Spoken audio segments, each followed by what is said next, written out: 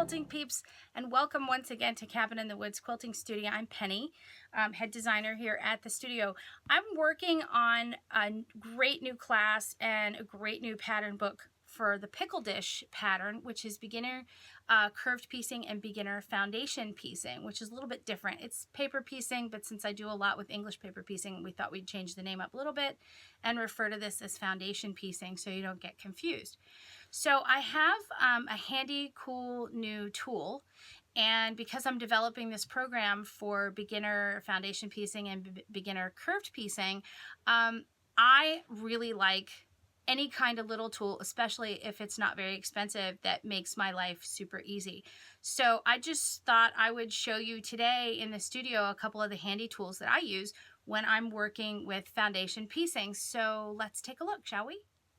Okay guys, the first cool new tool, which you may have seen a previous demo about it here on my cutting table, is my really cool Cutterpillar glow mat. This is a giant light box, and it has 3 sets of lights, and what you're seeing, mine has a battery in it. I've got mine plugged into the wall right now charging because it tended to be dead today when I wanted to use it, so I'm not using it wirelessly right now, but once it's charged, you can unplug it and take your mat wherever you need to go. So you can see that it works without a cord, but I'm going to plug it back in so that we don't run out of battery when I'm doing this demo. Oh, and it's a little bit brighter. So you can see it's now off. Now it's on just barely, a little bit more, a little bit more. The Cutterpillar works great as a light box just on this plain surface, and then it comes with this handy dandy cutting mat that you can put over top so you can cut directly on the surface. So this one's really cool because when I take it to paper piecing classes and I'm talking to the students and I'm demoing what they're supposed to do, when I set this down on the glow mat and I show them my paper piecing lines, I can see right through the mat and do all my cutting right here on the mat. So this one's super, super fun demo to do. And as you can see, when I'm going to trim, which is my next area here, I'm going to trim at this line so I can add my next piece. It makes it really easy to see that I have fabric actually sewn past the sewing lines on both sides. So I have a perfect placement here, and now it's time to use my next tool to trim. So I'm sure that a lot of you know what an add-a-quarter is, and this is the add-a-quarter ruler. If you don't know what an add-a-quarter is, this is another one of those tools where some tools you could kind of do without, but as far as I'm concerned in foundation piecing, you really can't do without an add-a-quarter. This one happens to be the 12-inch add-a-quarter, and it's got this really cool little ridge. I'm going to turn it over. It's got a little ridge right here, which catches up to whatever it is that you've folded back so that you can catch it and hold that 1/4 inch seam. It's super handy. So let me show you how it works by using a tool that I developed. This is my handy dandy little plastic doohickey called the Folding Friend. And all the Folding Friend is it's a friend that helps you fold. So I'm going to lay my Folding Friend down on my line where I need to fold so that I can add my next stitch. For those of you who aren't familiar with paper piecing, that dotted line right there, that's my stitching line, but I have to make sure I have enough seam allowance past the stitching line at 1/4 inch. So I'm going to have to lay my Folding Friend down on my stitching line, and I'm just going to simply fold the paper pattern back away from the fabric. And then I'm going to use my add-a-quarter, and this is where that handy lip comes in handy. You stick it down and you press it right up next to the Folding Friend line. And then you can take your rotary cutter and come in and trim the fabric. And that leaves a perfect 1/4 inch seam. So when I open this back up, I can see here again is my stitching line, and there in my Super Duty glow mat, I can see that I have fabric 1/4 inch past the line, and I can do it right on top of this mat. So the next thing that I want to add is my next piece of fabric, and I believe I have one cut here. Maybe I don't.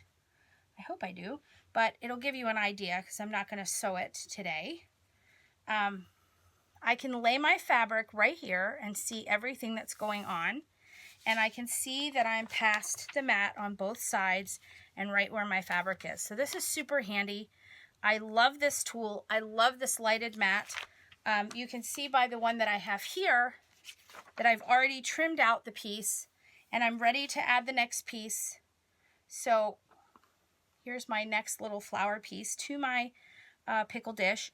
Here's my actual block line with the seam allowance. So I want to make sure that anything that I have that's not going to be kept in is past that line, and it is.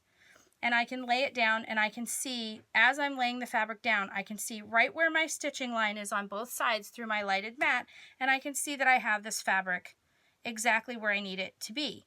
And if I want to, I can pin it right now so that I can take it to my next place, which is the sewing machine, and stitch it. So there's my little demo on the really cool tools you should have when you're foundation piecing. And for those of you who've seen my movies on the Cutterpillar before, here it is, the Cutterpillar Glow. The Cutterpillar, this one I believe is the premium. The other one's called the Glow. The Glow stays plugged in all the time. The premium is the cordless version, so you can pull that away. And if you're interested in something like that, all you have to do is go to Cutterpillar.com, and you can type in the shopping cart the coupon code PENNY20, P-E-N-N-I 20, and you can get 20% off if you want your own Cutterpillar glowing mat. Cutterpillar Glow Mat, which I think is a pretty handy tool. And I will be using the Cutterpillar Glow in upcoming little videos as well, so you can see all the other ways that I use it up in the sewing room. For those doing paper piecing, if you don't have the add a quarter, you can get it. Mine is the old kind with the flat edge, but she now has a tapered edge as well, which I think is also pretty cool. And as far as the folding friend, this thing is super fun. It's about 12 inches long. It works for really bigger pieces too. It's $2 on the website. It doesn't get wet. It won't break up. And if any of you have ever tried to use a postcard, which is what I used to use, postcards have changed in consistency. The index cards that we used to use have changed in consistency. The paper's not the same.